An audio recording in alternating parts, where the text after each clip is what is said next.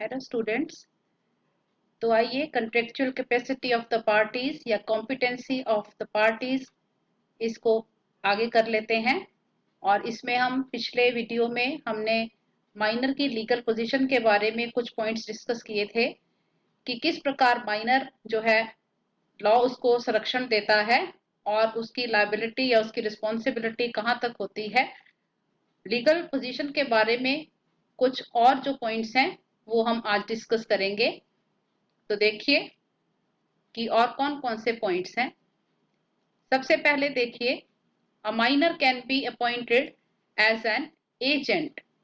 एक माइनर को या एक अवयस्क को एक एजेंट के रूप में नियुक्त किया जा सकता है, लेकिन he can not appoint an agent.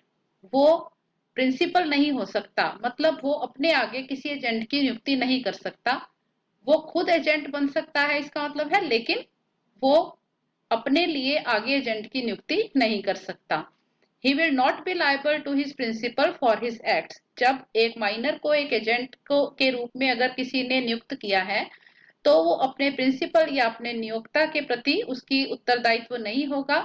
अगर उसने कोई भी काम गलत कर दिया या कहीं पर भी उसने लापरवाही बरती है या काम को ठीक ढंग से नहीं भी किया है, तो गलती होने के कारण अगर कोई हानि हुई है तो उससे उसकी क्षतिपूर्ति नहीं कराई जा सकती है। और वो क्या क्या कर सकता है? He may draw, deliver and endorse negotiable instruments without being liable. ये सारे काम वो नेगोशिएबल इंस्ट्रूमेंट्स के संबंध में कर सकता है, लेकिन किसी के भी लिए उसकी कोई भी लायबिलिटी नहीं होगी। तो लायबिलिटी किसकी होगी हर स्थिति में? जब एक माइनर व्यक्ति एजेंट है तो वह नहीं, उसका प्रिंसिपल या उसका नियोक्ता ही उत्तरदायी होगा। नेक्स्ट देखिए, माइनस लायबिलिटी फॉर नेसेसरीज। जीवन की आवश्यकताओं के बारे में, अगर कोई व्यक्ति माइनर को जीवन की आवश्यक वस्तुओं की सप्लाई करता है तो ऐसे अनुबंध जो है वो ऐसे अनुबंध किए जा सकते हैं और जो उसने उसे जीवन की आवश्यक वस्तुएं सप्लाई की हैं उसके उसके संबंध में वो कीमत भी प्राप्त कर सकता है। लेकिन इसकी प्राप्ति केवल कहाँ से होगी? केवल उसकी जो प्रॉपर्टी है उसमें से प्राप्त की जा सकती है। माइनर इसके लिए पर्सनल लायबल नहीं होगा। और यहाँ पे कुछ एक दो इंपॉर्टेंट बातें और भी हैं कि यहाँ पर ये बात पक्की होनी चाहिए कि जो सप्लाईज हैं वो केवल नेसेसरीज की होनी चाहिए, केवल आवश्यक वस्तुओं की ही होनी चाहिए। अब आवश्यक वस्तुएं क्या होती हैं ये बहुत सारी बातों पर निर्भर करता है। तो लेकिन जनरली स्पीकिंग अगर हम कहते हैं तो खाना, पहनना और रहना ये नेसेसरीज होती हैं। तो केवल नेसेसरीज के बारे में ही ये बात लागू होगी और ये नेसेसरीज उसके पास पहले से नहीं होनी चाहिए समुचित मात्रा में। तो कब तब केवल सप्लायर जो जिसने उसको ये दी हैं, प्रोवाइड करी हैं, वो कीमत पाने का हकदार होगा, लेकिन केवल उसकी प्रॉपर्टी में से। और पर्सनल लायबिलिटी यहाँ पर भी माइनर की कोई भी क्रिएट नहीं होगी। नेक्स्ट देखिए, नो स्पेसिफिक परफॉर्मेंस। स्पेसिफिक का परफॉर्मेंस का मतलब होता है एक विशिष्ट तरह का निष्पादन, जैसा कहा गया हो बिल्कुल वही चीज करना। तो किसी भी स्पेसिफिक परफॉर्मेंस के लिए भी माइनर को कहीं नहीं कहा जा सकता या इस चीज को एनफोर्स नहीं करवाया जा सकता है। और कारण वही रहेगा कि माइनर का जो एग्रीमेंट है, माइनर के साथ जो किया हुआ एग्रीमेंट है वो क्या है? वॉइड। और हमने शुरू से हम पढ़ रहे हैं वॉइड एब इनिशियो है, मतलब आरंभ से ही वो क्योंकि वॉइड है या वो व्यर्थ है, इसलिए माइनर को स्पेसिफिक परफॉर्मेंस के लिए भी उत्तरदायी नहीं ठहराया जा सकता। नेक्स्ट देखिए, कॉन्ट्रैक्ट बाय माइनर्स गार्जियंस। जो माइनर के जो गार्जियंस हैं वो उसके लिए कॉन्ट्रैक्ट कर सकते हैं। ऐसे किए गए कॉन्ट्रैक्ट्स वैलिड होंगे और एनफोर्सेबल होंगे, मतलब इनको लागू करवाया जा सकता है। लेकिन कब? जब ऐसे कॉन्ट्रैक्ट्स जो हैं वो कॉम्पिटेंस उसकी कॉम्पिटेंस के अधीन किए गए हों और उसके लाभ के लिए किए गए हों। जैसे कि सपोज अगर पेरेंट जो उसके गार्जियंस हैं एक माइनर के, अगर वो उसके नाम के ऊपर सपोज एक प्रॉपर्टी खरीदते हैं, तो प्रॉपर्टी खरीद रहे हैं वो उसके बेनिफिट के लिए है, ठीक है। लेकिन अगर अनुबंध ये किया जाता है कि उसकी पेमेंट माइनर करेगा तो ये अनुबंध व्यर्थ होगा। लेकिन सपोज उसके गार्जियंस की नियुक्ति कोर्ट के द्वारा की गई है और कोर्ट की अनुमति से उसकी जो संपत्ति है सपोज उसको बेचा जा रहा है और ऐसा करना उसके बेनिफिट में है, तो फिर ऐसा किया जा सकता है। तो माइनर के गार्जियन जो भी उसके ओर से अनुबंध करेंगे, अगर तो वो उसके बेनिफिट के लिए है तो वो वैलिड है, और अगर उसके बेनिफिट के लिए नहीं है तो फिर वो वॉइड है। ऐसे ही नेक्स्ट देखिए, joint contract by minor and adult. अगर कोई ऐसा कॉन्ट्रैक्ट किया जाता है जिसमें कि दो लोग हैं और उसमें से एक माइनर है और एक माइनर नहीं है, एक एडल्ट है। सपोज वो दोनों जॉइंट परचेजर हैं। जॉइंट परचेजर का मतलब है दोनों ने मिलकर किसी तीसरे से कुछ खरीदा है, कुछ प्रॉपर्टी खरीदी है। तो जो भी पेमेंट के लिए उत्तरदायी है वो इनमें से कौन होगा? केवल और केवल एडल्ट। जो माइनर है वो उत्तरदायी नहीं होगा। तो जहां कहीं भी जॉइंट कॉन्ट्रैक्ट किया जाएगा जिसमें कि एक माइनर और एक एडल्ट है, तो कौन उत्तरदायी होगा? केवल ओनली एडल्ट। केवल एडल्ट जो है वो लायबल होगा, माइनर नहीं होगा।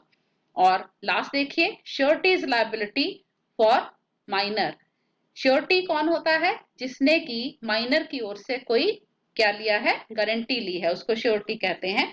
तो अगर किसी व्यक्ति ने माइनर की ओर से कोई वो प्रतिभू बना है, श्योरिटी ली है, तो श्योरिटी की ही जिम्मेवारी बनेगी, माइनर की नहीं। और श्योरिटी को ही क्या माना जाएगा? प्रिंसिपल डेटर, मूल ऋणी, मूल ऋणी के रूप में। तो मूल ऋणी अदरवाइज कौन है? श्योरिटी है, कौन है? माइनर है।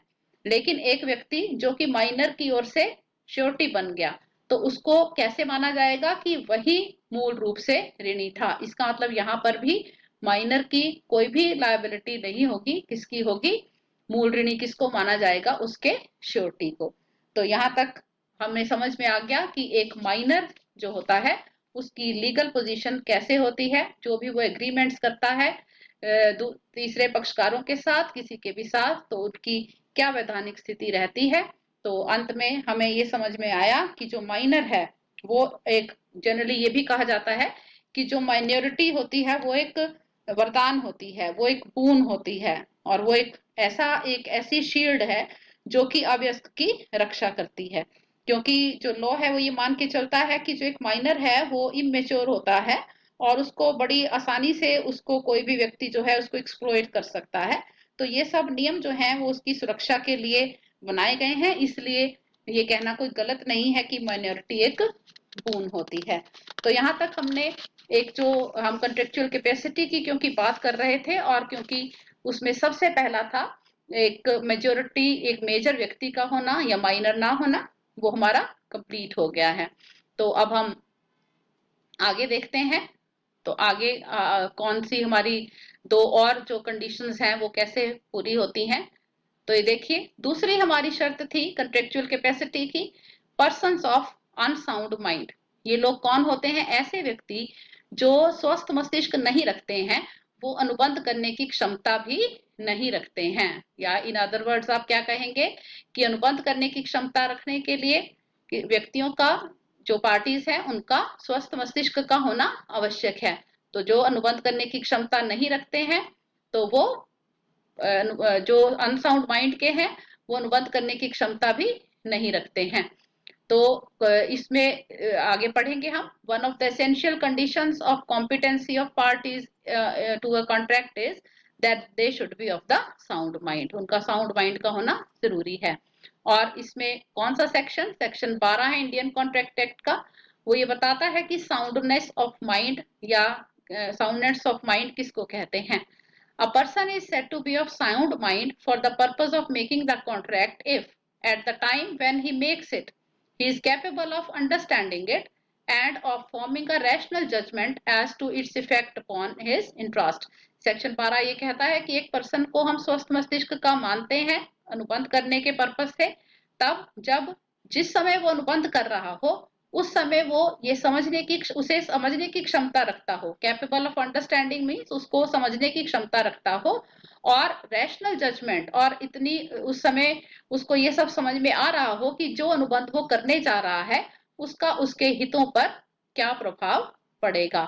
और तीसरी इंपॉर्टेंट बात, a contract made by a person who is not of the sound mind is void. तो जैसे हमने ये किया कि अगर एक माइनर एक अनुबंध करता है तो वो वॉइड होता है, ऐसे ही अगर एक अनसाउंड माइंड का पर्सन जो है अगर वो एक अनुबंध करता है तो वो भी अनुबंध क्या होंगे? वो भी व्यर्थ होंगे। तो इस तरह से दूसरी कंडीशन, पर्सन का साउंड माइंड का होना या अनसाउंड माइंड का ना होना। अब हम इसे आगे डिस्कस करते हैं कि आगे कि किस प्रकार से बाकी की जो शर्तें हैं ये देखिए। A person who is usually of unsound mind, एक पर्सन जो कि ज्यादातर जो कि अनसाउंड माइंड का रहता है, लेकिन कभी कभी क्या हो जाता है, कभी कभी ओकेजनली वो साउंड माइंड का अनसाउंड माइंड का हो जाता है, तो वो एक कॉन्ट्रैक्ट कर सकता है उस समय जबकि वो साउंड माइंड का है। एक पर्सन जो कि यूजुअली अनसाउंड माइंड का रहता है, मींस उसका मस्तिष्क जो है वो स्वस्थ नहीं रहता है, लेकिन कभी कभी बीच में उसका दिमाग ठीक से काम करने लग जाता है। तो जिस समय उसने कॉन्ट्रैक्ट किया उस समय अगर उसका मस्तिष्क ठीक से काम कर रहा था, तो जो उस समय जो उसने अनुबंध किए हैं वो क्या माने जाएंगे, वैलिड। ऐसे ही एक व्यक्ति जो कि यूजुअली साउंड माइंड का रहता है, यूजुअली उसका जो मस्तिष्क है वो ठीक से काम करता है, लेकिन कभी कभार ठीक से काम नहीं करता, तो वो उस समय जिस समय उसका दिमाग उसका मस्तिष्क ठीक से काम नहीं कर रहा था, अगर उस समय वो अनुबंध करता है तो हम मानेंगे कि वो अनसाउंड माइंड का था और ऐसे अनुबंध वैलिड नहीं होंगे। फॉर एग्जाम्पल, अगर एक पर्सन लुनेटिक है बट इंटरवल्स पे, टाइम इंटरवल्स पे कभी कभी वो साउंड माइंड हो जाता है, उसका स्वस्थ मस्तिष्क हो जाता है। स्वस्थ मस्तिष्क का मीनिंग अभी हमने किया कि एक पर्सन को समझ में आना चाहिए कि वो क्या कर रहा है अनुबंध में, और अनुबंध करने का उसके हितों पर क्या प्रभाव पड़ेगा। अगर उसको ये समझ में आ रहा है तो वो कॉन्ट्रैक्ट कर सकता है।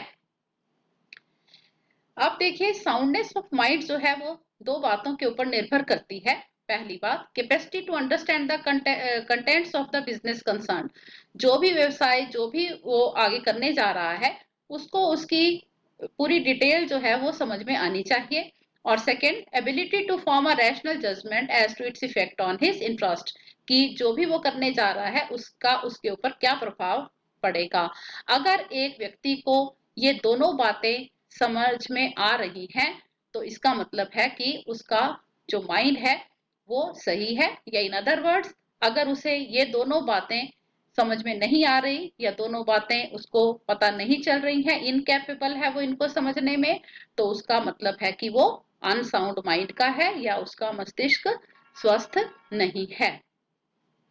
अब देखिए, contracts of persons of unsound mind, कौन कौन से पर्संस ऐसे होते हैं जो अनसाउंड माइंड के होते हैं, जिसमें सबसे पहले हैं ल्यूनेटिक्स, जिनको हम जनरली पागल बोलते हैं। सिमिलरली इडियट्स होते हैं जो कि पूरी तरह से जिन्होंने अपनी मानसिक स्थिति खो बैठे होते हैं वो। ऐसे ही ड्रंकन और इंटॉक्सिकेटेड पर्सन्स, मतलब जिन्होंने शराब पी रखी है या जो नशे में है जो व्यक्ति, तो टेम्परेली वो इनकेपेसिटी हो जाती है कॉन्ट्रैक्ट करने के समय, उस समय जब वो इस स्थिति में है। तो जो एक इंटॉक्सिकेटेड या नशे में जो व्यक्ति है उसकी स्थिति भी एक ल्यूनेटिक की तरह ही होती है। अब लास्ट में सबसे तीसरा, अदर डिसक्वालिफाइड पर्सन्स कौन कौन से हैं, ऐसे कौन से और लोग हैं जो कि लॉ के द्वारा जिन्हें अयोग्य घोषित किया गया है। तो माइनर और अनसाउंड माइंड के लोगों के अलावा कौन कौन से लोग डिसक्वालिफाइड हैं, वो कौन कौन से हैं। इन पर्सन्स के द्वारा किए गए जो अनुबंध होंगे वो भी वॉइड या व्यर्थ माने जाएंगे। और ये इनकॉम्पिटेंसी किन किन कारणों से हो सकती है, पॉलिटिकल या राजनीतिक कारणों से, कॉर्पोरेट स्टेटस के कारण और लीगल स्टेटस या वैधानिक स्थिति के कारण हो सकते हैं वो डिस्क्वालिफाइड। और इसमें आते हैं एलियन एनिमी यानी विदेशी शत्रु, फॉरेन सॉवेनियर्स या कॉर्पोरेशंस, इंसॉल्वेंट्स मतलब दिवालिया व्यक्ति जो है वो अयोग्य माना गया है, कन्विक्ट्स जो हैं जिन पर कोई मुकदमा चल रहा है, ये सब एक अनुबंध करने की क्षमता नहीं रखते हैं और इसलिए ये भी डिस्क्वालिफाइड पर्संस की कैटेगरी में शामिल होते हैं। तो इस प्रकार हमें समझ में आ गया कि किस तरह एक वैध अनुबंध को बनाने के लिए जो पक्षकार है उनमें अनुबंध करने की क्षमता होना आवश्यक है। और अनुबंध करने की क्षमता रखने के लिए 3 शर्तें पूरी होना जरूरी है। पहली बात, एक व्यक्ति का व्यस्त होना, दूसरा स्वस्थ मस्तिष्क का होना, और तीसरा किसी भी लॉ के द्वारा उसको अयोग्य घोषित ना किया गया हो। Thank you so much.